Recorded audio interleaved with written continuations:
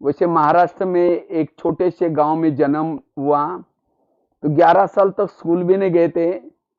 11 साल के बाद मन में आया मुझे स्कूल में जाना है, क्योंकि हमारे खेती से एक बच्चा रोज जाता था। तो मैंने क्या किया, स्कूल में जाना शुरू किया। लेकिन 11 साल के बाद स्कूल में जाने के बाद टीचर ने कहा पहले क्यों नहीं आए हैं। हमने कहा सर मुझे पता नहीं था। कहा कि कोई बात नहीं, कल से आओ। तो गांव में एक ही रूम थी, 7 कक्षा इकट्ठी बैठती थी। तो टीचर ने मुझे पहले दिन 5वीं कक्षा में बिठाया। तो रोज जब जाना शुरू किया, घर वालों ने पूछा रोज आप कहाँ जाते हैं। हमने कहा स्कूल में। कहा कि अपने पास पैसा नहीं जाना, क्योंकि घर में पढ़े लिखे कोई थे नहीं। माताजी पिताजी वो बकरी चराते थे, खेती का काम करते थे। तो मैंने कहा नहीं, मैं पैसे वगैरह नहीं मांगूंगा, बिना पैसे को पढ़ूंगा। कहा कि भले ऐसे जाना तो भले जाओ। तो 1 साल के बाद 6वीं में, फिर 7वीं में। तो 7वीं कक्षा की बोर्ड की परीक्षा थी। तो टीचर ने कहा तुम डायरी पे नहीं लाते, कल से स्कूल में नहीं आओ।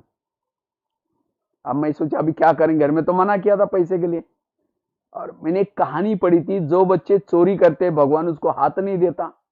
चोरी भी नहीं करना है, स्कूल भी नहीं छोड़ना है। तो मैंने क्या किया, गांव में एक दुकान वाला था, तो उसके पास पुरानी रद्दी की डायरी पड़ी रहती थी। तो मैं क्या करता था, रद्दी की पुरानी डायरी को उठाकर लाता था और उस डायरी को पानी से धुलाई करता था। धुलाई करके धूप में सुखा करके फिर उसकी धागे से सिलाई करके डायरी बना लेता था। ना चोरी की, ना घर वालों को तंग किया, इस तरह से पढ़ाई करता रहा। 7वीं 8वीं 9वीं कक्षा में जब डायरी लाई थी, उसी डायरी में एक प्रजापिता ब्रह्मा कुमारी ईश्वरीय विश्वविद्यालय की किताब मिला। और उस किताब में 3 लोगों का चित्र, ये सृष्टि चक्र। और 8 दिन पहले हमको एक टीचर ने लेसन पढ़ाया था, मनुष्य चंद्रमा तक गया है, आर्मस्ट्रांग, नील आर्मस्ट्रांग। लेकिन मैंने जब ये किताब के 3 लोग देखे, साकारी दुनिया, आकारी दुनिया, निराकारी दुनिया, तो मैंने उस किताब के पन्ने को जाकर के टीचर को दिखाया। हमने कहा सर आपने तो बहुत पुराना ज्योग्राफी पढ़ाया, आजकल तो मनुष्य चांद से भी पार गए। तो मैंने कहा कि मेरे पास एक किताब मिला है और वो किताब ने मैंने पढ़ा कि मनुष्य चांद से भी पार गए। तो कहता है, टीचर ने कहा मैंने कहीं पढ़ा ही नहीं है, मैं खुद साइंस का बहुत अच्छा स्टूडेंट हूं। तो टीचर को मैंने वो किताब दिखाया, तो टीचर ने बाजू की जो लिखत थी वो पढ़ी। वो प्रदर्शनी का अंक था ब्रह्मा कुमारी का। तो टीचर कहता है छोड़ो ना, इसका कोई क्वेश्चन परीक्षा में नहीं आएगा। तो मैंने कहा नहीं सर, फिर भी नहीं नहीं छोड़ो, बोला तुमको हमें का नॉलेज तो चाहिए। तो मैं ही सोचता, हर एक को पूछता था इस चंद्रमा से भी पार कौन गया है। तो फिर मैंने क्या किया, उस किताब के ऊपर एड्रेस था प्रजापिता ब्रह्मा कुमारी ईश्वरीय विश्वविद्यालय नागपुर। तो वहां नागपुर में पत्र लिखा, आदरणीय ब्रह्मा कुमारी, आप लोग तो चंद्रमा से भी पार गए, आप लोगों ने अपना नाम ज्योग्राफी में क्यों नहीं लिखवाया। तो वहां से मुझे एक पत्र आया 15 पैसे का, आप 10 रुपए भेजो, आपको एक पत्राचार पाठ्यक्रम का सेट भेजेंगे, आपको इसमें सब ज्ञान मिलेगा। मेरे पास 10 रुपए तो था ही नहीं। मैंने करीबन 6 महीना तक कुएं में पानी लाकर, कुएं से पानी लाता था और गांव में बेचता था। अब पानी कौन लेता है गांव में, 2 पैसा 3 पैसा ऐसा करते, मैं कुछ ये करके ऐसे करके, उस समय मैं 9वीं कक्षा में था। तो 6 महीने में मुझे 10 रुपए मिल गए और उस 10 रुपए को एमओ से भेज दिया मनी ऑर्डर करके। तो वहां से मुझे पत्राचार पाठ्यक्रम का सेट मिल गया। तो हर महीने में एक किताब आता था, आत्मा क्या है, उसको मैं बार बार पढ़ता था। हम वास्तव में आत्मा है, ये शरीर विनाशी है, आत्मा ड्राइवर है, शरीर इसकी गाड़ी है, आत्मा अजर अमर अविनाशी, आत्मा कभी मरती नहीं। तो मुझे बहुत अच्छा लगा। फिर परमात्मा के बारे में, परमात्मा एक है, वो भी ज्योति स्वरूप है, उसका नाम है परमपिता शिव परमात्मा। और वर्तमान समय परमात्मा इस धरती पर आकर के स्थापना, पालना, विनाश, ये 3 कार्य कर रहे हैं प्रजापिता ब्रह्मा के द्वारा। और इसके लिए एक प्रजापिता ब्रह्मा कुमारी विद्यालय खोला है। और इस विद्यालय में जो पढ़ेगा, जो ज्ञान लेगा, ये सृष्टि का परिवर्तन होने वाला है। 4 युग दिखाया था, सतयुग, त्रेता, द्वापर, कलयुग। अब कलयुग थोड़ा रह गया है। बिल्कुल थोड़ा, और सबको वापिस जाना है। तो मुझे लगा ये सचमुच ये ज्ञान बहुत अच्छा लगा। तो फिर मैंने क्या किया, मुझे भी पढ़ना है, लेकिन उसी समय हमारे गांव में आसपास में कोई सेंटर थे नहीं। उस किताबों को मैं बार बार पढ़ता था, मेडिटेशन करता था, योग करता था। 2 साल में ऐसे ही ज्ञान में चला। तो 2 साल के बाद जबड़े बड़ा शहर था वहां आसपास, मैं 10वीं में अच्छे मार्क लिया। उसके बाद 10वीं के बाद मैं आईटीआई का कोर्स करने के लिए गया। एक विटा करके शहर है महाराष्ट्र में, सांगली जिले में। जब आईटीआई का कोर्स करने के लिए गया था तो वहां एक ब्रह्मा कुमारी का केंद्र गीता पाठशाला मिली। तो फिर मैंने क्या किया, वहां जाना शुरू किया। रोज जाता था। उस समय मेरे पास गरीबी होने के कारण फटा हुआ कुर्ता था, मैं ऐसा पकड़ करके बैठता था। और लास्ट में ज्यादा गीता पाठशाला में 2-3 लोग आते थे। उस समय तो इतना ज्ञान को समझते नहीं थे। तो लास्ट में मैं बैठ करके क्या करता था, वो बातें सुनता था, मुझे बहुत अच्छी लगती थी। पढ़ाई भी पढ़ता था और ब्रह्मा कुमारी की पाठशाला भी करता था। तो 2 साल मेरे वहां गीता पाठशाला में जाता रहा। आईटीआई पूरा हुआ। आईटीआई पूरा होने के बाद मैंने सोचा ये ज्ञान इतना अच्छा है, क्यों ना मैं जहां बहनें रहते वहां जाऊं। तो जहां बहनें रहती थी वहां मैं चला गया, और वहां जाकर के वहाँ एक हॉस्पिटल था। मैं सोचा वहां रहने खाने पीने का कुछ प्रबंध चाहिए। एक हॉस्पिटल में सर्विस करना शुरू किया। तो डॉक्टर कहता है कि आपको मैं 900 रुपये दूंगा, आप सवेरे 8 बजे आओ, 7 बजे आओ, और रात को शाम को 7 बजे जाओ। तो मैंने सोचा मैं तो मुरली सुनने के लिए आया हूँ यहाँ, ज्ञान सुनने के लिए। तो मैंने कहा सर मुझे इतना पैसा नहीं चाहिए, मुझे केवल 100 रुपये चाहिए, क्योंकि वहां तो किराए का कमरा मिलता था 40-50 रुपए, उस समय सस्ता था।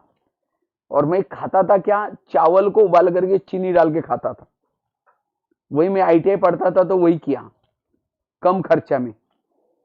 तो इस तरह से मैं सोचा कि मुझे ये ज्ञान सुनना है, इसीलिए मैं गया था।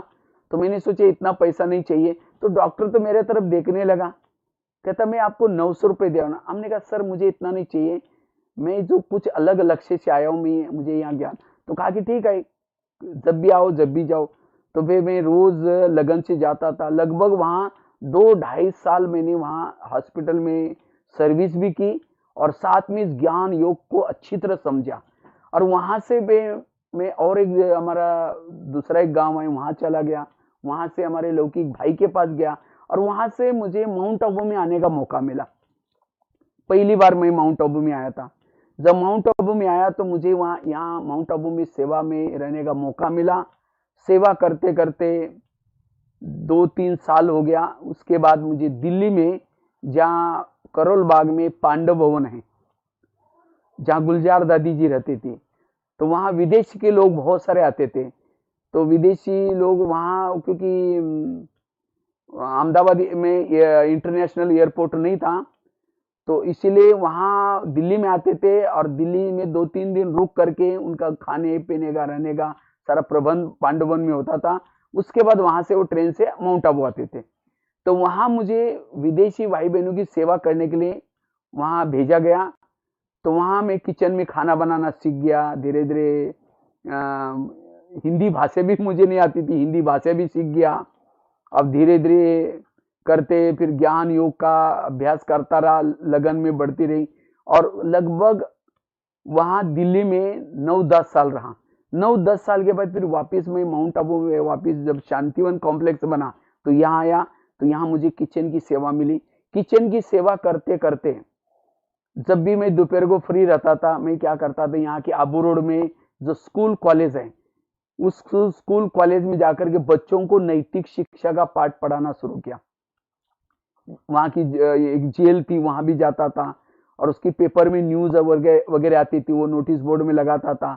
तो कई बाहर से बहनें आती थी, कहते थे आप स्कूल में इतना अच्छा कार्यक्रम करते हैं, हमारे पास आओ। तो करते करते ये स्कूलों में सेवा करते करते कहा आज पूरा भारत में लगभग 9,000 स्कूलों में और 900 जितना जेल में जाकर के कैदियों को अपराध से कैसे मुक्त बनना है और बच्चों को नैतिक शिक्षा का पाठ पढ़ाया। और इसका मुझे शायद 2011 में इंडिया बुक ऑफ रिकॉर्ड में भी इसका नाम दर्ज हुआ था।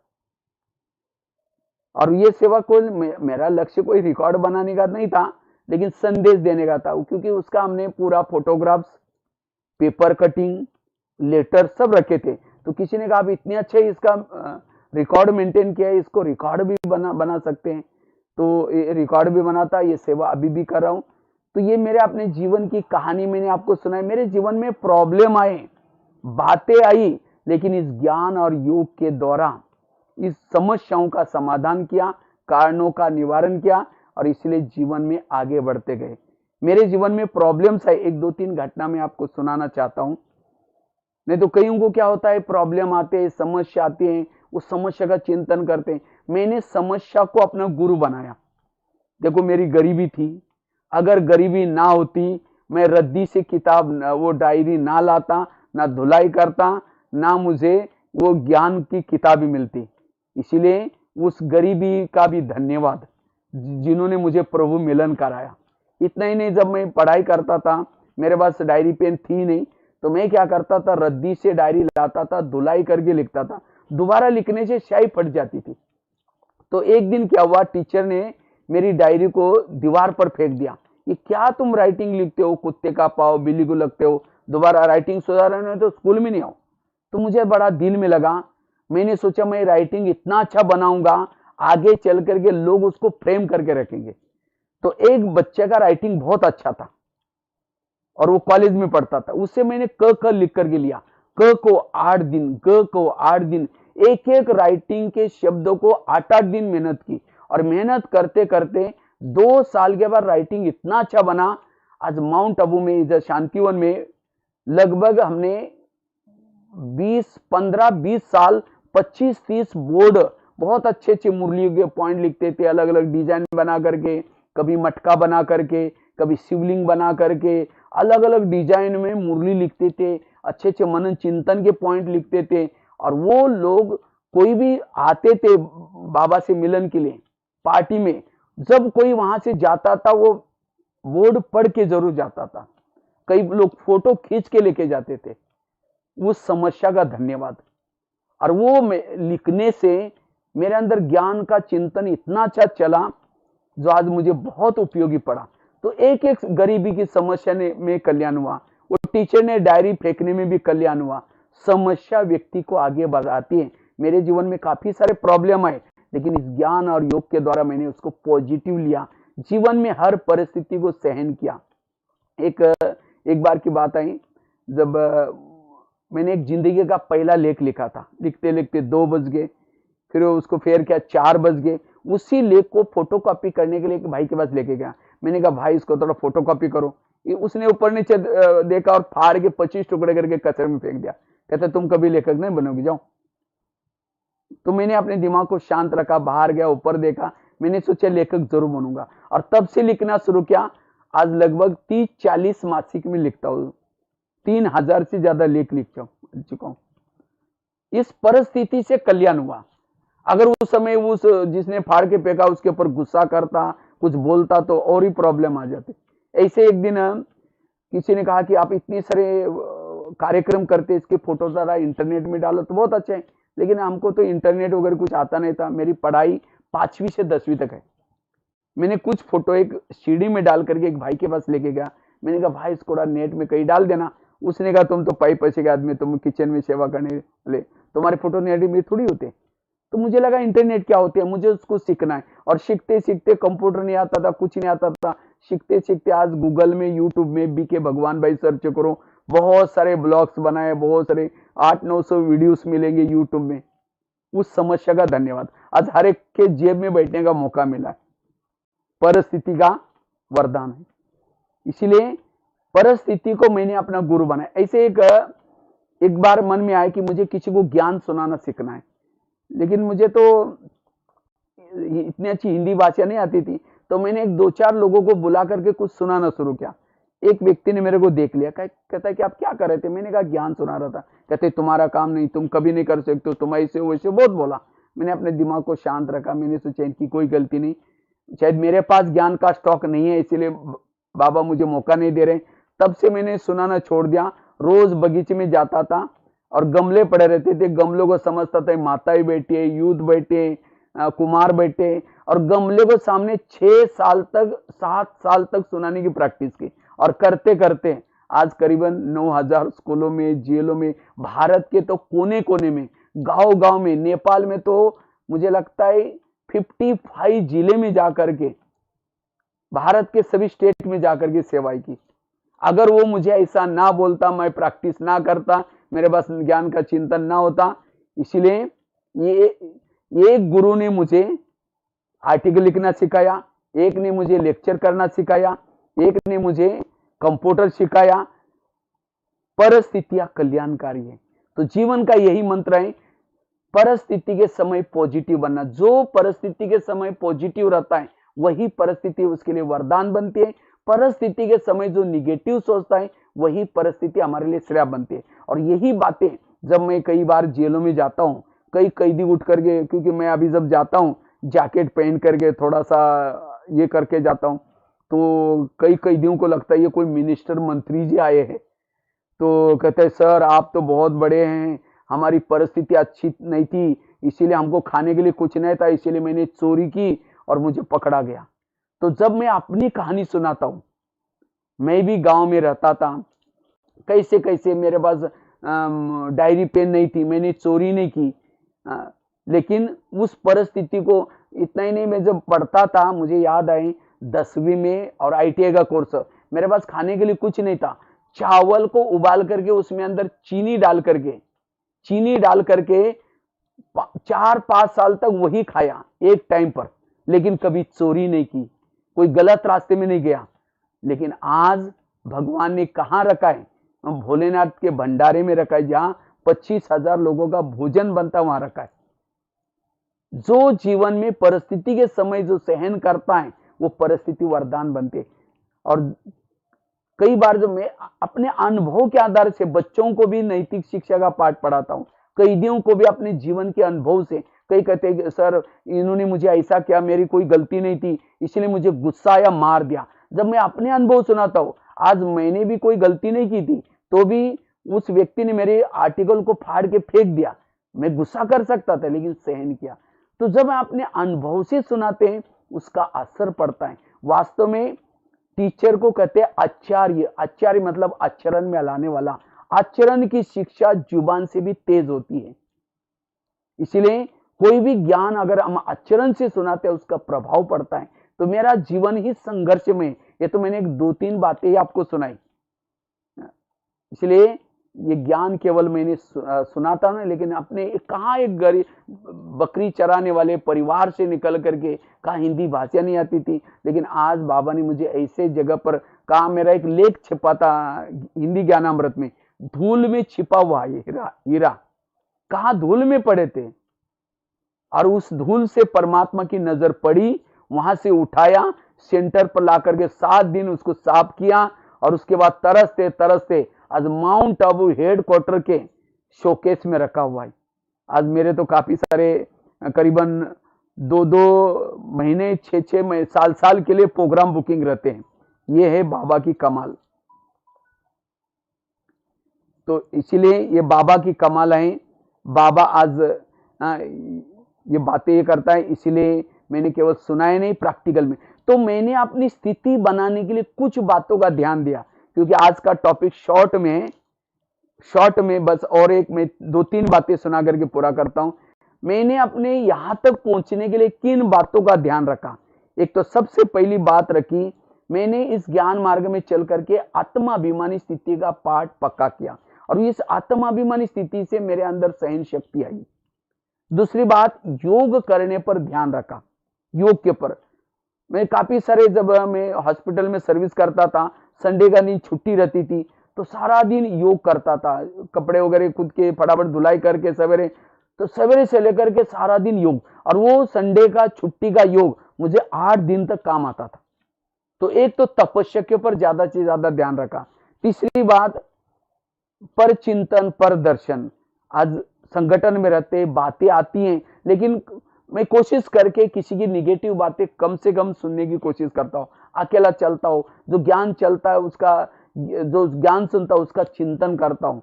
अभी भी अगर मैं परचिंतन करूंगा तो मेरी अवस्था बिगड़ जाती है। अभी भी अगर थोड़ा योग अमृत वाला मिस हो जाता है या क्लास के पहले योग मिस हो जाता है, मुरली मिस हो जाती है, अभी भी मेरी स्थिति में प्रॉब्लम आ जाता है। अभी भी चलते चलते अगर मैं देहभान में आता हूं, अभी भी मेरा योग में स्थिति में प्रॉब्लम आता है। तो सो स्थिति बनाने के लिए एक तो आत्माभिमानी का अभ्यास, दूसरा अमृत वेला का योग, क्लास के पहले योग और मुरली के ऊपर ध्यान, तीसरा परचिंतन से बचने का ध्यान, चौथा बाबा की जो भी श्रीमत है कोशिश करके श्रीमत प्रमाण चलने का। मुझे याद है मेरा टिफिन आता था घर से जब मैं पढ़ता था, तो एक दिन उसी दिन बाबा की मुरली चली। बाबा ने कहा कि बच्चे बाहर का भोजन नहीं खाना चाहिए, खुद बना हुआ। अब मुझे तो आता नहीं था, मेरा पैसे नहीं था। मैं उसी दिन घर वालों को पत्र लिखा, मुझे भोजन नहीं भेजो, मैं शुद्ध भोजन खाऊंगा। तो 5-6 दिन के बाद पत्र पहुंचा, तब तक टिफिन आता था, मैं किसी और को देता था। तो क्लास वालों को पता चला ये कुछ खाता ही नहीं, तो किसी ने मुझे एक स्टोव दिया, पतीला दिया। 3-4 साल तक मैंने जैसे बता ना चावल बना करके चीनी डाल के खाया, और इसका परिणाम अज्ञान। तो इसी तरह एक एक नियम के लिए भीष्म प्रतिज्ञा की, इसीलिए नियम का पालन। उसके साथ साथ और एक मैंने धारणा पक्का की, मुझे कुछ भी करना है, सहन करना है, चाहे मुझे कोई थप्पड़ मारे, चाहे कोई मेरा अपमान करे। मैं तो सोचता हूं मेरा अपमान करता है वो तो मेरे अंदर की ओरी मेरे लिए आईना है। आईना कभी झूठ नहीं बोलता। आईना क्या करता है, जो जैसा व्यक्ति है वैसा बोलता है। तो मेरी अगर कोई बुराई करता है, निंदा करता है, मैं सोचता था कि मेरे लिए आईना बन करके मेरी बुराई बता रहा है, तो मैं उसको धन्यवाद देता था। और जो भी मेरी बुराई करता है, मैं खास उनके पास ज्यादा जाता हूं। जो बुराई करता है उसको सुनता हूं, अपने में परिवर्तन लाने की कोशिश करता हूं। तो एक तो सहन शक्ति को हमने पक्का किया। सहन शक्ति ने मुझे बहुत मदद किया। जिस बातों को मैं सहन करता हूं वो बात मेरे लिए वरदान के रूप में आती है। एक तो सहन शक्ति का ध्यान, और उसके साथ साथ अपने संस्कारों को परिवर्तन करने का ध्यान। तो इस तरह से और खास तो हमने कुछ दिन तक अपने कर्मेंद्रिय का रोज दरबार लगाने की प्रैक्टिस की। तो इन बातों से मैंने अपनी स्थिति को अच्छा बनाया। अगर कोई कर्मेंद्रिय धोखा भी देते हैं उसको सजा देना, और वही मैं ज्यादा से ज्यादा क्लास में भी जो बातें सुनाता हूं, यही बातें सुनाता हूं जो खुद किया है, उन बातों को सुनाता हूं। और इसीलिए कई भाई बहनों को बहुत अच्छा लगता है। और मेरे पास तो काफी सारे, लगभग बच्चों को सुनाने के लिए 800-900 स्टोरीज है, छोटी मोटी। कैदियों को सुनाने वाली अलग अलग स्टोरीज है, स्वयं का अनुभव, कुछ स्टोरीज, बाबा का नॉलेज, और इसे सबको अच्छा लगता है। और इस तरह से पॉजिटिव सोच, मेरा तो मेन मकसद रहता है पॉजिटिव सोचना, कभी भी निगेटिव नहीं सोचना। और जितना पॉजिटिव सोचते हैं उतनी हमारी उन्नति रहती है, हम अच्छा योग युक्त रह सकते हैं। इसलिए हम अपने जीवन में अगर आगे बढ़ना चाहते हैं, उन्नति करना चाहते हैं, तो सदा हम अपना पॉजिटिव सोच करके बना करके रखें। यही इस क्लास का विशेष सार है। इसलिए हमें पॉजिटिव बनना, सकारात्मक बनना। ठीक है, बहुत बहुत धन्यवाद विपिन भाई। तो खास विपिन भाई ने टॉपिक दिया था, भाई जी आप अपना अनुभव सुनाना, क्योंकि कहा कि आपका अनुभव से सबको बहुत अच्छी प्रेरणा मिलेगी। तो इसलिए मैंने खास अपना अनुभव सुनाया, और साथ में मैंने अपने जीवन में जो कुछ स्थिति बनाने के लिए जो धारणा बताई, वो धारणा पर अटेंशन दिया। तो आप लोग भी इस तरह से, कितनी भी परिस्थिति आई, चाहे लोग कुछ भी करें, क्योंकि लोग इस दुनिया में ऐसे होते हैं, घोड़े पर बैठने में नहीं देंगे, पैदल चलने में नहीं देंगे। इसे कहते हैं सुनो सबकी, करो श्रीमत की। तो जितना श्रीमत प्रमाण चलते हैं स्थिति। मैं जब पढ़ाई करता था, मेरे को स्कूल के बच्चे चिढ़ाते थे, अरे तुम्हारी तो उम्र तो है ही नहीं, तुम ये क्या करते, तुम्हारी अभी उम्र है क्या। लेकिन तो भी मैं कभी भी विचलित नहीं हुआ। कई बार हमारे घर वाले भी बोलते थे, लेकिन विचलित नहीं हुआ। इतना ही नहीं, गांव वाले भी बोलते थे तुम ये क्या नया कुछ करते हैं, लेकिन अब उनको लग रहा है कि ये जो कर रहा है बहुत अच्छा कर रहे हैं। इसलिए लोगों ने परेशान किया, औरों ने, दोस्तों ने किया, लेकिन कभी भी बाबा के ऊपर का निश्चय कम नहीं किया। इसलिए बाबा के ऊपर हमारा निश्चय चाहिए, और जितना बाबा के ऊपर निश्चय है उतना हम आगे बढ़ सकते हैं। इसलिए चाहे कितनी भी परिस्थिति आई, बातें आई, लेकिन निश्चय को कभी कम नहीं किया। क्योंकि बाबा कहते हैं निश्चय बुद्धि विजयंती, संशय बुद्धि विनशंती। इस ज्ञान मार्ग में निश्चय चाहिए। और निश्चय के लिए मैं क्या करता था, मनन चिंतन करता था। बाबा जो सुनाता वो ठीक है या दुनिया वाले लोग सुनाते वो ठीक है। और इससे मैं चिंतन करने से, जैसे भक्ति मार्ग में कहते हैं भगवान को प्राप्त करने के लिए बलि चढ़ानी पड़ती है। कौन सी बलि? मैं की बलि। लेकिन लोगों ने क्या किया, बकरी की बलि चढ़ाई। कहते हैं भगवान को प्राप्त करना है तो उपवास करना पड़ता है। उपवास, उप मतलब नजदीक, वास माना रहना, भगवान के पास रहना, उसको कहते हैं उपवास। इसलिए भक्ति मार्ग और ज्ञान मार्ग का चिंतन किया और मुझे लगा सचमुच ये ज्ञान कोई साधारण नहीं है। स्वयं परमात्मा गीता के वचनानुसार इस धरती पर आए हैं और अपना कार्य कर रहे हैं और मुझे परमात्मा के कार्य में सहयोगी बनना है। और इसलिए भले गरीबी परिस्थिति थी, लेकिन मैंने कहा बाबा मैं आपकी सेवा में जीवन को समर्पण करूंगा तो आप, मेरा घर तो अपने आप ठीक हो जाएगा। और जब मैं समर्पित हो गया, सचमुच बाबा ने हमारे घर भाई को सर्विस लगाई और सब कुछ कारोबार घर का सब कुछ ठीक हो गया। मैं सोचता था अगर मैं एक घर वालों को ठीक करने में लगे जाऊं, घर वालों को ठीक करने में लग जाऊं तो मैं एक घर को बदल सकता था। लेकिन आज समर्पित होने से कितना सारा युवाओं को जागृत किया, कितना सारा जगह जगह पर जाकर के बाबा का संदेश दिया। इसलिए बाबा के सेवा में आने से सचमुच घर वाले भी अच्छे बने, वो तो बहुत खुश हो गए। और गांव में भी गीता भाषा चालू की, जगह जगह पर कई जगह पर सेंटर्स, कई जेलों में भी बाबा का सेंटर चलते हैं। रोज की बाबा की मुरली चलती है। इंडिया में तो कई जेलों में रेगुलर बाबा का ज्ञान की मुरली चलते हैं। तो ये ट्रेनों में भी जाते समय सेवा करता रहता हूँ। इस तरह से सचमुच बाबा ने मुझे सेवा का चांस मिला। माँ बाप ने जो नाम रखा था भगवान भाई, सचमुच बाबा ने मुझे अपना बना करके, भाई बना करके, भगवान ने मुझे अपना भाई जैसे बनाया और मेरे अंदर इतनी कला भर दी। ये सब बाबा की कमाल है। मैं तो ना हिंदी जानता था, ना तो शब्द बोलने जानता था, ना कंप्यूटर जानता था, ना लिखना जानता था। लेकिन बाबा ने मुझ आत्मा का भाग्य बनाने के लिए ये दीवी कला है। मैं तो एकदम जीरो हूँ, इसीलिए निरहंकारी होकर के इस तरह से चलता रहता हूँ। तो ये मेरे जीवन का सचमुच अनुभव है। इसी के साथ और फिर कभी मिलेंगे। धन्यवाद। ओम शांति, ओम शांति।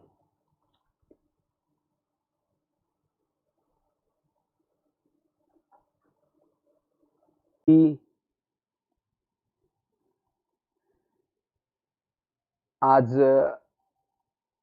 जर्मनी के हमारे विपिन भाई और माताएं, भाई बहनों से, खास मधुवन से भगवान भाई की बहुत बहुत ईश्वरी याद प्यार।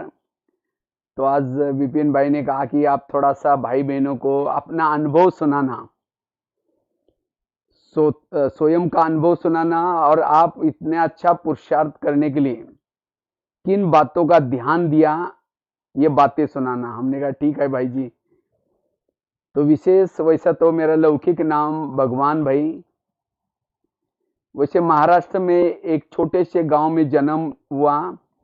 तो 11 साल तक स्कूल भी नहीं गए थे। 11 साल के बाद मन में आया मुझे स्कूल में जाना है, क्योंकि हमारे खेती से एक बच्चा रोज जाता था। तो मैंने क्या किया, स्कूल में जाना शुरू किया। लेकिन 11 साल के बाद स्कूल में जाने के बाद टीचर ने कहा पहले क्यों नहीं आए हैं। हमने कहा सर मुझे पता नहीं था। कहा कि कोई बात नहीं, कल से आओ। तो गांव में एक ही रूम थी, 7 कक्षा इकट्ठी बैठती थी। तो टीचर ने मुझे पहले दिन 5वीं कक्षा में बिठाया। तो रोज जब जाना शुरू किया, घर वालों ने पूछा रोज आप कहाँ जाते हैं। हमने कहा स्कूल में। कहा कि आपने पास पैसा नहीं जाना, क्योंकि घर में पढ़े लिखे कोई थे नहीं। माताजी पिताजी वो बकरी चराते थे, खेती का काम करते थे। तो मैंने कहा नहीं, मैं पैसे वगैरह नहीं मांगूंगा, बिना पैसे को पढ़ूंगा। कहा कि भले ऐसा जाना तो भले जाओ। तो 1 साल के बाद 6वीं में, फिर 7वीं में। तो 7वीं कक्षा की बोर्ड की परीक्षा थी। तो टीचर ने कहा तुम डायरी पे नहीं लाते, कल से स्कूल में नहीं आओ। अब मैं सोचा अभी क्या करें, घर में तो मना किया था पैसे के लिए।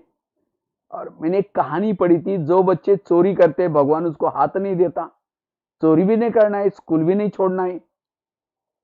तो मैंने क्या किया, गांव में एक दुकान वाला था, तो उसके पास पुरानी रद्दी की डायरी पड़ी रहती थी। तो मैं क्या करता था, रद्दी की पुरानी डायरी को उठा कर लाता था और उस डायरी को पानी से धुलाई करता था। धुलाई करके धूप में सुखा करके फिर उसकी धागे से सिलाई करके डायरी बना लेता था। ना चोरी की, ना घर वालों को तंग किया, इस तरह से पढ़ाई करता रहा। 7वीं 8वीं 9वीं कक्षा में जब डायरी लाई थी, उसी डायरी में एक प्रजापिता ब्रह्मा कुमारी ईश्वरीय विश्वविद्यालय की किताब मिला और उस किताब में 3 लोगों का चित्र, ये सृष्टि चक्र, और 8 दिन पहले हमको एक टीचर ने लेसन पढ़ाया था, मनुष्य चंद्रमा तक गया है, आर्मस्ट्रांग, नील आर्मस्ट्रांग। लेकिन मैंने जब ये किताब के 3 लोग देखे, साकारी दुनिया, आकारी दुनिया, निराकारी दुनिया, तो मैंने उस किताब के पन्ने को जाकर के टीचर को दिखाया। हमने कहा, सर आपने तो बहुत पुराना ज्योग्राफी पढ़ाया, आजकल तो मनुष्य चांद से भी पार गए। तो मैंने कहा कि मेरे पास एक किताब मिला है और वो किताब ने मैंने पढ़ा कि मनुष्य चांद से भी पार गए। तो कहता है, टीचर ने कहा मैंने कहीं पढ़ा ही नहीं है, मैं खुद साइंस का बहुत अच्छा स्टूडेंट हूं। तो टीचर को मैंने वो किताब दिखाया, तो टीचर ने बाजू की जो लिखत थी वो पढ़ी, वो प्रदर्शनी का अंक था ब्रह्मा कुमारी का। तो टीचर कहता है, छोड़ो ना, इसका कोई क्वेश्चन परीक्षा में नहीं आएगा। तो मैंने कहा नहीं सर, फिर भी नहीं नहीं छोड़ो, बोला तुमको हमें का नॉलेज तो चाहिए। तो मैं ही सोचता, हर एक को पूछता था इस चंद्रमा से भी पार कौन गया है।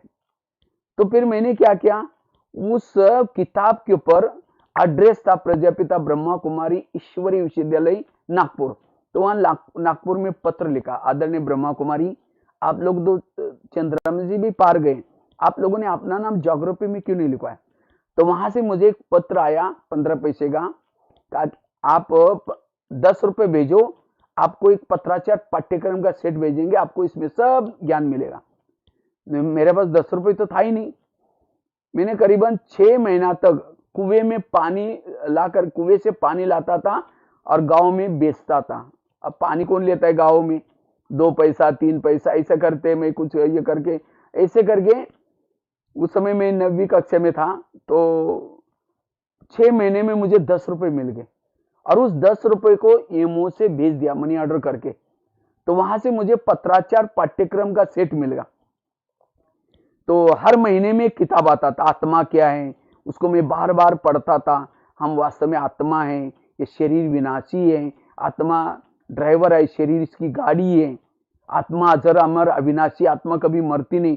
तो मुझे बहुत अच्छा लगा। फिर परमात्मा के बारे में, परमात्मा एक है, वो भी ज्योति स्वरूप है, उसका नाम है परमपिता शिव परमात्मा। और वर्तमान समय परमात्मा इस धरती पर आकर के स्थापना, पालना, विनाश, ये 3 कार्य कर रहे हैं प्रजापिता ब्रह्मा के द्वारा। और इसके लिए एक प्रजापिता ब्रह्मा कुमारी विद्यालय खोला है। और इस विद्यालय में जो पढ़ेगा, जो ज्ञान लेगा, ये सृष्टि का परिवर्तन होने वाला है। 4 युग दिखाया था, सतयुग, त्रेता, द्वापर, कलयुग। अब कलयुग थोड़ा रह गया है, बिल्कुल थोड़ा, और सबको वापिस जाना है। तो मुझे लगा ये सचमुच ये ज्ञान बहुत अच्छा लगा। तो मैंने क्या किया, मुझे भी पढ़ना है। लेकिन उसी समय हमारे गांव में आसपास में कोई सेंटर थे नहीं। उस किताबों को मैं बार बार पढ़ता था, मेडिटेशन करता था, योग करता था। 2 साल में ऐसे ही ज्ञान में चला। तो 2 साल के बाद जबड़े बड़ा शहर था वहां आसपास, मैं 10वीं में अच्छे मार्क लिया। उसके बाद 10वीं के बाद मैं आईटीआई का कोर्स करने के लिए गया। एक विटा करके शहर है महाराष्ट्र में, सांगली जिले में। जब आईटीआई का कोर्स करने के लिए गया था, तो वहां एक ब्रह्मा कुमारी का केंद्र, गीता पाठशाला में। तो फिर मैंने क्या किया, वहां जाना शुरू किया। रोज जाता था। उस समय मेरे पास गरीबी होने के कारण फटा हुआ कुर्ता था, मैं ऐसा पकड़ करके बैठता था। और लास्ट में ज्यादा गीता पाठशाला में 2-3 लोग आते थे। उस समय तो इतना ज्ञान को समझते नहीं थे। तो लास्ट में मैं बैठ करके क्या करता था, वो बातें सुनता था, मुझे बहुत अच्छी लगती थी। पढ़ाई भी पढ़ता था और ब्रह्मा कुमारी की पाठशाला भी करता था। तो 2 साल मेरे वहां गीता पाठशाला में जाता रहा। आईटीआई पूरा हुआ। आईटीआई पूरा होने के बाद मैंने सोचा ये ज्ञान इतना अच्छा है, क्यों ना मैं जहां बहनें रहते वहां जाऊं। तो जहां बहनें रहती थी वहां मैं चला गया और वहां जाकर के वहाँ एक हॉस्पिटल था, मैं सोचा वहाँ रहने खाने पीने का कुछ प्रबंध चाहिए, एक हॉस्पिटल में सर्विस करना शुरू किया। तो डॉक्टर कहता है कि आपको मैं 900 रुपये दूंगा, आप सवेरे 8 बजे आओ, 7 बजे आओ और रात को शाम को 7 बजे जाओ। तो मैंने सोचा मैं तो मुरली सुनने के लिए आया हूँ यहाँ, ज्ञान सुनने के लिए। तो मैंने कहा सर मुझे इतना पैसा नहीं चाहिए, मुझे केवल 100 रुपये चाहिए, क्योंकि वहाँ तो किराए का कमरा मिलता था 40-50 रुपये, उस समय सस्ता था। और मैं खाता था क्या, चावल को उबाल करके चीनी डाल के खाता था। वही मैं ITI पढ़ता था तो वही किया, कम खर्चा में। तो इस तरह से मैं सोचा कि मुझे ये ज्ञान सुनना है, इसीलिए मैं गया था। तो मैंने सोचा इतना पैसा नहीं चाहिए। तो डॉक्टर तो मेरे तरफ देखने लगा, कहता मैं आपको 900 रुपये दे ना। हमने कहा सर मुझे इतना नहीं चाहिए, मैं जो कुछ अलग लक्ष्य से आया हूँ, मैं मुझे यहाँ ज्ञान। तो कहा कि ठीक है, जब भी आओ जब भी जाओ। तो फिर मैं रोज लगन से जाता था। लगभग वहाँ 2-2.5 साल मैंने वहाँ हॉस्पिटल में सर्विस भी की और साथ में इस ज्ञान योग को अच्छी तरह समझा। और वहाँ से मैं और एक हमारा दूसरा एक गांव है, वहाँ चला गया।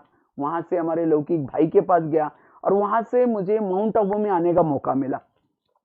पहली बार मैं माउंट आबू में आया था।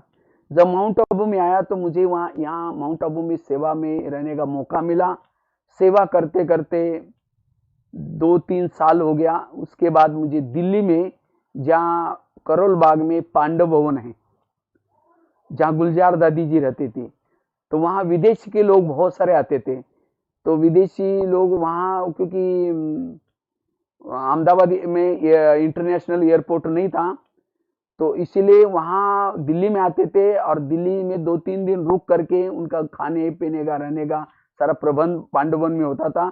उसके बाद वहाँ से वो ट्रेन से माउंट आबू आते थे। तो वहाँ मुझे विदेशी भाई बहनों की सेवा करने के लिए वहाँ भेजा गया। तो वहाँ मैं किचन में खाना बनाना सीख गया धीरे धीरे। हिंदी भाषा भी मुझे नहीं आती थी, हिंदी भाषा भी सीख गया। अब धीरे धीरे करते फिर ज्ञान योग का अभ्यास करता रहा, लगन में बढ़ती रही और लगभग वहाँ दिल्ली में 9-10 साल रहा। 9-10 साल के बाद फिर वापस मैं माउंट आबू में वापस जब शांतिवन कॉम्प्लेक्स बना तो यहाँ आया। तो यहाँ मुझे किचन की सेवा मिली। किचन की सेवा करते करते जब भी मैं दोपहर को फ्री रहता था, मैं क्या करता था, यहाँ के आबू रोड में जो स्कूल कॉलेज है, उस स्कूल कॉलेज में जाकर के बच्चों को नैतिक शिक्षा का पाठ पढ़ाना शुरू किया। वहाँ की एक जेल थी, वहाँ भी जाता था और उसकी पेपर में न्यूज वगैरह आती थी, वो नोटिस बोर्ड में लगाता था। तो कई बाहर से बहनें आती थी, कहते थे आप स्कूल में इतना अच्छा कार्यक्रम करते हैं, हमारे पास आओ। तो करते करते ये स्कूलों में सेवा करते करते कहाँ आज पूरा भारत में लगभग 9,000 स्कूलों में और 900 जितना जेल में जाकर के कैदियों को अपराध से कैसे मुक्त बनना है और बच्चों को नैतिक शिक्षा का पाठ पढ़ाया।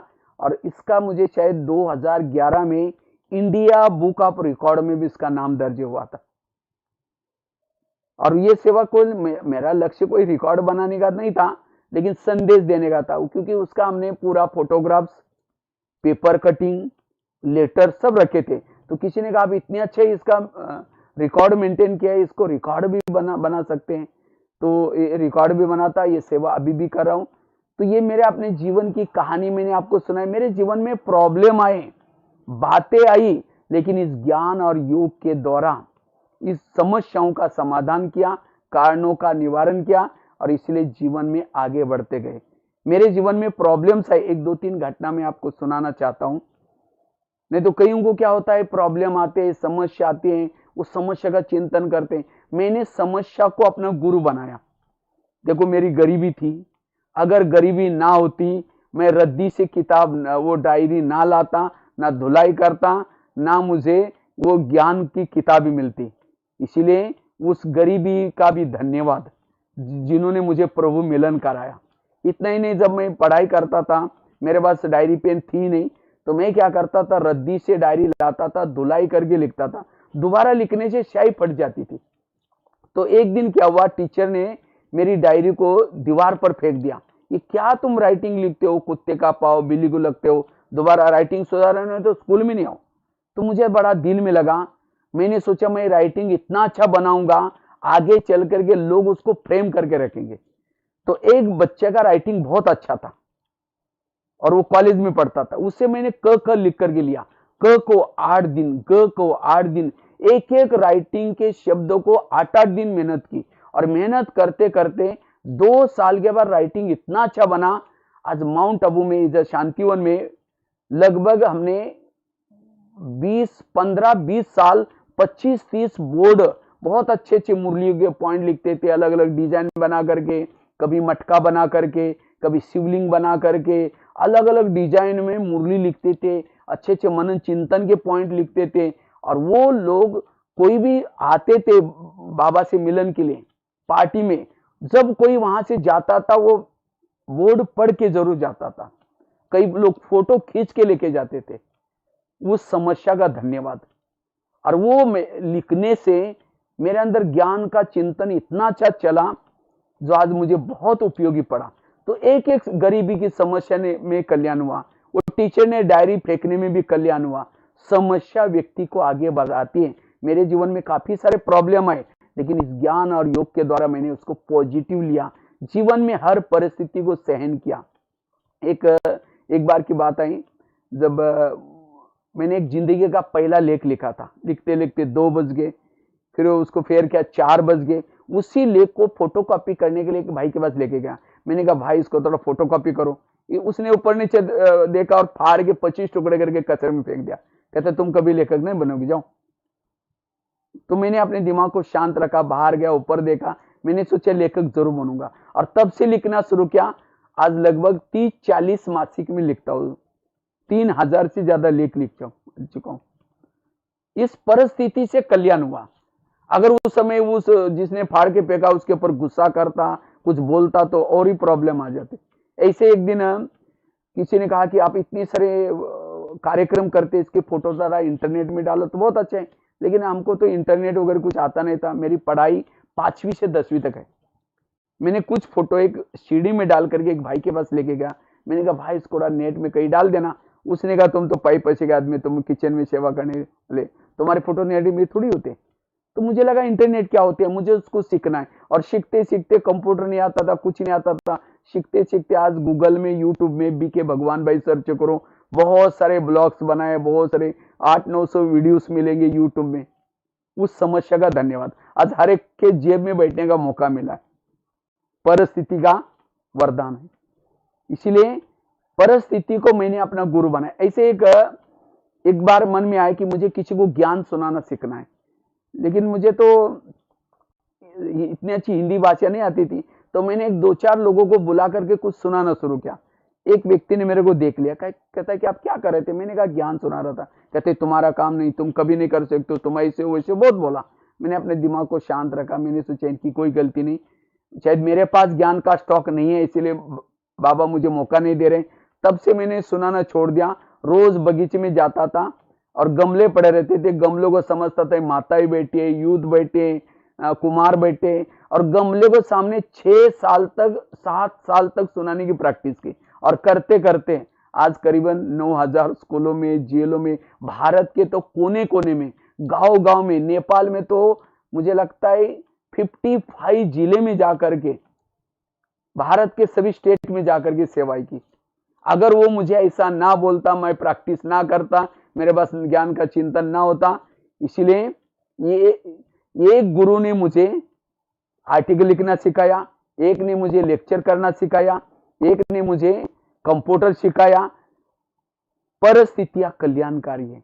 तो जीवन का यही मंत्र है, परिस्थिति के समय पॉजिटिव बनना। जो परिस्थिति के समय पॉजिटिव रहता है वही परिस्थिति उसके लिए वरदान बनती है।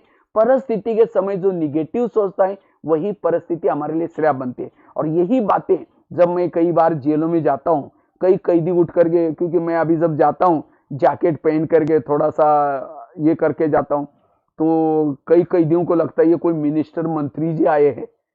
तो कहते हैं सर आप तो बहुत बड़े हैं, हमारी परिस्थिति अच्छी नहीं थी, इसीलिए हमको खाने के लिए कुछ नहीं था, इसीलिए मैंने चोरी की और मुझे पकड़ा गया। तो जब मैं अपनी कहानी सुनाता हूँ, मैं भी गांव में रहता था, कैसे कैसे मेरे पास डायरी पेन नहीं थी, मैंने चोरी नहीं की, लेकिन उस परिस्थिति को इतना ही नहीं, मैं जब पढ़ता था मुझे याद आए, 10वीं में और ITI का कोर्स, मेरे पास खाने के लिए कुछ नहीं था। चावल को उबाल करके उसमें अंदर चीनी डाल करके 4-5 साल तक वही खाया एक टाइम पर, लेकिन कभी चोरी नहीं की, कोई गलत रास्ते में नहीं गया। लेकिन आज भगवान ने कहां रखा है? भोलेनाथ के भंडारे में रखा है, जहां 25,000 लोगों का भोजन बनता वहां रखा है। जो जीवन में परिस्थिति के समय जो सहन करता है, वो परिस्थिति वरदान बनते। और कई बार जो मैं अपने अनुभव के आधार से बच्चों को भी नैतिक शिक्षा का पाठ पढ़ाता हूं, कैदियों को भी अपने जीवन के अनुभव से, कई कहते सर इन्होंने मुझे ऐसा किया, मेरी कोई गलती नहीं थी, इसलिए मुझे गुस्सा या मार दिया। जब मैं अपने अनुभव सुनाता हूं, आज मैंने भी कोई गलती नहीं की थी, तो भी उस व्यक्ति ने मेरे आर्टिकल को फाड़ के फेंक दिया, मैं गुस्सा कर सकता था लेकिन सहन किया। तो जब आप अपने अनुभव से सुनाते हैं, उसका असर पड़ता है। वास्तव में टीचर को कहते हैं आचार्य। आचार्य मतलब आचरण में लाने वाला। आचरण की शिक्षा जुबान से भी तेज होती है। इसलिए कोई भी ज्ञान अगर हम आचरण से सुनाते हैं, उसका प्रभाव पड़ता है। तो मेरा जीवन ही संघर्ष में, ये तो मैंने 2-3 बातें ही आपको सुनाई, इसलिए ये ज्ञान केवल मैंने सुनाता ना, लेकिन अपने कहाँ एक गरीब बकरी चराने वाले परिवार से निकल करके, कहाँ हिंदी भाषा नहीं आती थी, लेकिन आज बाबा ने मुझे ऐसे जगह पर कहा, मेरा एक लेख छिपा था हिंदी ज्ञानामृत में, धूल में छिपा हुआ हीरा, कहाँ धूल में पड़े थे, और उस धूल से परमात्मा की नजर पड़ी, वहां से उठाया, सेंटर पर ला करके 7 दिन उसको साफ किया, और उसके बाद तरसते तरसते आज माउंट आबू हेडक्वार्टर के शोकेस में रखा हुआ है। आज मेरे तो काफी सारे करीबन 2-2 महीने 6-6 महीने साल के लिए प्रोग्राम बुकिंग रहते हैं। ये है बाबा की कमाल। तो इसीलिए ये बाबा की कमाल है। बाबा आज ये बातें ये करता है, इसीलिए मैंने केवल सुनाया नहीं, प्रैक्टिकल में। तो मैंने अपनी स्थिति बनाने के लिए कुछ बातों का ध्यान दिया, क्योंकि आज का टॉपिक शॉर्ट में बस और एक मैं 2-3 बातें सुना करके पूरा करता हूं। मैंने अपने यहां तक पहुंचने के लिए किन बातों का ध्यान रखा? एक तो सबसे पहली बात रखी, मैंने इस ज्ञान मार्ग में चल करके आत्माभिमानी स्थिति का पाठ पक्का किया, और इस आत्माभिमानी स्थिति से मेरे अंदर सहन शक्ति आई। दूसरी बात, योग करने पर ध्यान रखा। योग के ऊपर मैं काफी सारे, जब मैं हॉस्पिटल में सर्विस करता था, संडे का दिन छुट्टी रहती थी, तो सारा दिन योग करता था, कपड़े वगैरह खुद के फटाफट धुलाई करके सवेरे से लेकर के सारा दिन योग, और वो संडे का छुट्टी का योग मुझे 8 दिन तक काम आता था। तो एक तो तपस्या के ऊपर ज्यादा से ज्यादा ध्यान रखा। तीसरी बात, पर चिंतन पर दर्शन। आज संगठन में रहते बातें आती हैं, लेकिन मैं कोशिश करके किसी की निगेटिव बातें कम से कम सुनने की कोशिश करता हूँ। अकेला चलता हूँ, जो ज्ञान चलता है उसका, जो ज्ञान सुनता हूँ उसका चिंतन करता हूँ। अभी भी अगर मैं परचिंतन करूंगा तो मेरी अवस्था बिगड़ जाती है। अभी भी अगर थोड़ा योग अमृत वाला मिस हो जाता है, या क्लास के पहले योग मिस हो जाता है, मुरली मिस हो जाती है, अभी भी मेरी स्थिति में प्रॉब्लम आ जाता है। अभी भी चलते चलते अगर मैं देहभान में आता हूं, अभी भी मेरे योग में स्थिति में प्रॉब्लम आता है। तो सो स्थिति बनाने के लिए एक तो आत्माभिमानी का अभ्यास, दूसरा अमृत वेला का योग, क्लास के पहले योग और मुरली के ऊपर ध्यान, तीसरा परचिंतन से बचने का ध्यान, चौथा बाबा की जो भी श्रीमत है कोशिश करके श्रीमत प्रमाण चलने का। मुझे याद है मेरा टिफिन आता था घर से जब मैं पढ़ता था, तो एक दिन उसी दिन बाबा की मुरली चली। बाबा ने कहा कि बच्चे बाहर का भोजन नहीं खाना चाहिए, खुद बना हुआ। अब मुझे तो आता नहीं था, मेरा पैसे नहीं था। मैं उसी दिन घर वालों को पत्र लिखा, मुझे भोजन नहीं भेजो, मैं शुद्ध भोजन खाऊंगा। तो 5-6 दिन के बाद पत्र पहुंचा, तब तक टिफिन आता था, मैं किसी और को देता था। तो क्लास वालों को पता चला ये कुछ खाता ही नहीं, तो किसी ने मुझे एक स्टोव दिया, पतीला दिया। 3-4 साल तक मैंने, जैसे बता ना, चावल बना करके चीनी डाल के खाया, और इसका परिणाम अज्ञान। तो इसी तरह एक एक नियम के लिए भीषम प्रतिज्ञा की।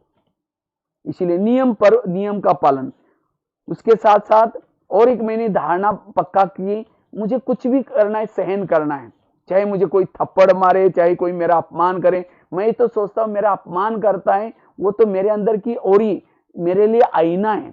आईना किसी कभी झूठ नहीं बोलता। आईना क्या करता है, जो जैसा व्यक्ति है वैसा बोलता है। तो मेरी अगर कोई बुराई करता है, निंदा करता है, मैं सोचता था कि मेरे लिए आईना बन करके मेरी बुराई बता रहा है, तो मैं उसको धन्यवाद देता था। और जो भी मेरी बुराई करता है, मैं खास उनके पास ज्यादा जाता हूं। जो बुराई करता है उसको सुनता हूं, अपने में परिवर्तन लाने की कोशिश करता हूं। तो एक तो सहन शक्ति को हमने पक्का किया। सहन शक्ति ने मुझे बहुत मदद किया। जिस बातों को मैं सहन करता हूं वो बात मेरे लिए वरदान के रूप में आती है। एक तो सहन शक्ति का ध्यान, और उसके साथ साथ अपने संस्कारों को परिवर्तन करने का ध्यान। तो इस तरह से और खास तो हमने कुछ दिन तक अपनी कर्मेंद्रिय का रोज दरबार लगाने की प्रैक्टिस की। तो इन बातों से मैंने अपनी स्थिति को अच्छा बनाया। अगर कोई कर्मेंद्रिय धोखा भी देते हैं उसको सजा देना। और वही मैं ज्यादा से ज्यादा क्लास में भी जो बातें सुनाता हूं, यही बातें सुनाता हूं, जो खुद किया है उन बातों को सुनाता हूं। और इसीलिए कई भाई बहनों को बहुत अच्छा लगता है। और मेरे पास तो काफी सारे, लगभग बच्चों को सुनाने के लिए 800-900 स्टोरीज है, छोटी मोटी। कैदियों को सुनाने वाली अलग अलग स्टोरीज है, स्वयं का अनुभव, कुछ स्टोरीज, बाबा का नॉलेज। और इसे सबको अच्छा लगता है। और इस तरह से पॉजिटिव सोच, मेरा तो मेन मकसद रहता है पॉजिटिव सोचना, कभी भी निगेटिव नहीं सोचना। और जितना पॉजिटिव सोचते हैं उतनी हमारी उन्नति रहती है, हम अच्छा योग युक्त रह सकते हैं। इसलिए हम अपने जीवन में अगर आगे बढ़ना चाहते हैं, उन्नति करना चाहते हैं, तो सदा हम अपना पॉजिटिव सोच करके बना करके रखें। यही इस क्लास का विशेष सार है। इसलिए हमें पॉजिटिव बनना, सकारात्मक बनना। ठीक है, बहुत बहुत धन्यवाद विपिन भाई। तो खास उन्होंने, विपिन भाई ने टॉपिक दिया था, भाई जी आप अपना अनुभव सुनाना, क्योंकि कहा कि आपका अनुभव से सबको बहुत अच्छी प्रेरणा मिलेगी। तो इसलिए मैंने खास अपना अनुभव सुनाया। और साथ में मैंने अपने जीवन में जो कुछ स्थिति बनाने के लिए जो धारणा बताई, वो धारणा पर अटेंशन दिया। तो आप लोग भी इस तरह से, कितनी भी परिस्थिति आई, चाहे लोग कुछ भी करें, क्योंकि लोग इस दुनिया में ऐसे होते हैं, घोड़े पर बैठने में नहीं देंगे, पैदल चलने में नहीं देंगे। इसे कहते हैं सुनो सबकी, करो श्रीमत की। तो जितना श्रीमत प्रमाण चलते हैं स्थिति। मैं जब पढ़ाई करता था, मेरे को स्कूल के बच्चे चिढ़ाते थे, अरे तुम्हारी तो उम्र तो है ही नहीं, तुम ये क्या करते, तुम्हारी अभी उम्र है क्या। लेकिन तो भी मैं कभी भी विचलित नहीं हुआ। कई बार हमारे घर वाले भी बोलते थे, लेकिन विचलित नहीं हुआ। इतना ही नहीं, गांव वाले भी बोलते थे तुम ये क्या नया कुछ करते हैं। लेकिन अब उनको लग रहा है कि ये जो कर रहा है बहुत अच्छा कर रहे हैं। इसलिए लोगों ने परेशान किया, औरों ने, दोस्तों ने किया, लेकिन कभी भी बाबा के ऊपर का निश्चय कम नहीं किया। इसलिए बाबा के ऊपर हमारा निश्चय चाहिए। और जितना बाबा के ऊपर निश्चय है उतना हम आगे बढ़ सकते हैं। इसलिए चाहे कितनी भी परिस्थिति आई, बातें आई, लेकिन निश्चय को कभी कम नहीं किया। क्योंकि बाबा कहते हैं निश्चय बुद्धि विजयंती, संशय बुद्धि विनशंती। इस ज्ञान मार्ग में निश्चय चाहिए। और निश्चय के लिए मैं क्या करता था, मनन चिंतन करता था। बाबा जो सुनाता वो ठीक है या दुनिया वाले लोग सुनाते वो ठीक है। और इससे मैं चिंतन करने से, जैसे भक्ति मार्ग में कहते हैं भगवान को प्राप्त करने के लिए बलि चढ़ानी पड़ती है। कौन सी बलि, मैं की बलि। लेकिन लोगों ने क्या किया, बकरी की बलि चढ़ाई। कहते हैं भगवान को प्राप्त करना है तो उपवास करना पड़ता है। उपवास, उप मतलब नजदीक, वास माना रहना, भगवान के पास रहना, उसको कहते हैं उपवास। इसलिए भक्ति मार्ग और ज्ञान मार्ग का चिंतन किया और मुझे लगा सचमुच ये ज्ञान कोई साधारण नहीं है। स्वयं परमात्मा गीता के वचनानुसार इस धरती पर आए हैं और अपना कार्य कर रहे हैं और मुझे परमात्मा के कार्य में सहयोगी बनना है। और इसलिए भले गरीबी परिस्थिति थी, लेकिन मैंने कहा बाबा मैं आपकी सेवा में जीवन को समर्पण करूंगा तो आप, मेरा घर तो अपने आप ठीक हो जाएगा। और जब मैं समर्पित हो गया, सचमुच बाबा ने हमारे घर भाई को सर्विस लगाई और सब कुछ कारोबार घर का सब कुछ ठीक हो गया। मैं सोचता था अगर मैं एक घर वालों को ठीक करने में लगे जाऊं, घर वालों को ठीक करने में लग जाऊं, तो मैं एक घर को बदल सकता था। लेकिन आज समर्पित होने से कितना सारा युवाओं को जागृत किया, कितना सारा जगह जगह पर जाकर के बाबा का संदेश दिया। इसलिए बाबा के सेवा में आने से सचमुच घर वाले भी अच्छे बने, वो तो बहुत खुश हो गए।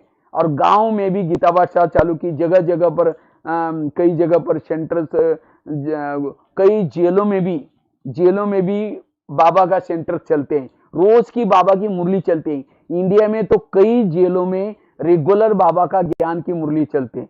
तो ये ट्रेनों में भी जाते समय सेवा करता रहता हूँ। इस तरह से सचमुच बाबा ने मुझे सेवा का चांस मिला। माँ बाप ने जो नाम रखा था भगवान भाई, सचमुच बाबा ने मुझे अपना बना करके, भाई बना करके, भगवान ने मुझे अपना भाई जैसे बनाया और मेरे अंदर इतनी कला भर दी। ये सब बाबा की कमाल है।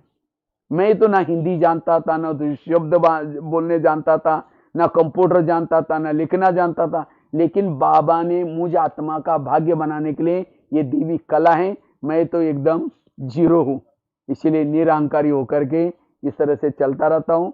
तो ये मेरे जीवन का सचमुच अनुभव है। इसी के साथ और फिर कभी मिलेंगे। धन्यवाद।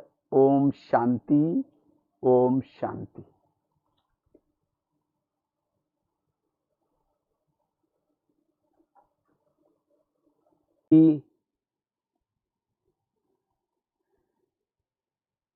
आज जर्मनी के हमारे विपिन भाई और माताएं भाई बहनों से, खास मधुवन से भगवान भाई की बहुत बहुत ईश्वरी याद प्यार। तो आज विपिन भाई ने कहा कि आप थोड़ा सा भाई बहनों को अपना अनुभव सुनाना, स्वयं का अनुभव सुनाना, और आप इतने अच्छा पुरुषार्थ करने के लिए किन बातों का ध्यान दिया, ये बातें सुनाना। हमने कहा ठीक है भाई जी। तो विशेष वैसा तो मेरा लौकिक नाम भगवान भाई, वैसे महाराष्ट्र में एक छोटे से गांव में जन्म हुआ। तो 11 साल तक स्कूल भी नहीं गए थे। 11 साल के बाद मन में आया मुझे स्कूल में जाना है, क्योंकि हमारे खेती से एक बच्चा रोज जाता था। तो मैंने क्या किया, स्कूल में जाना शुरू किया। लेकिन 11 साल के बाद स्कूल में जाने के बाद टीचर ने कहा पहले क्यों नहीं आए हैं। हमने कहा सर मुझे पता नहीं था। कहा कि कोई बात नहीं, कल से आओ। तो गांव में एक ही रूम थी, 7 कक्षा इकट्ठी बैठती थी। तो टीचर ने मुझे पहले दिन 5वीं कक्षा में बिठाया। तो रोज जब जाना शुरू किया, घर वालों ने पूछा रोज आप कहाँ जाते हैं। हमने कहा स्कूल में। कहा कि आपने पास पैसा नहीं जाना, क्योंकि घर में पढ़े लिखे कोई थे नहीं। माताजी पिताजी वो बकरी चराते थे, खेती का काम करते थे। तो मैंने कहा नहीं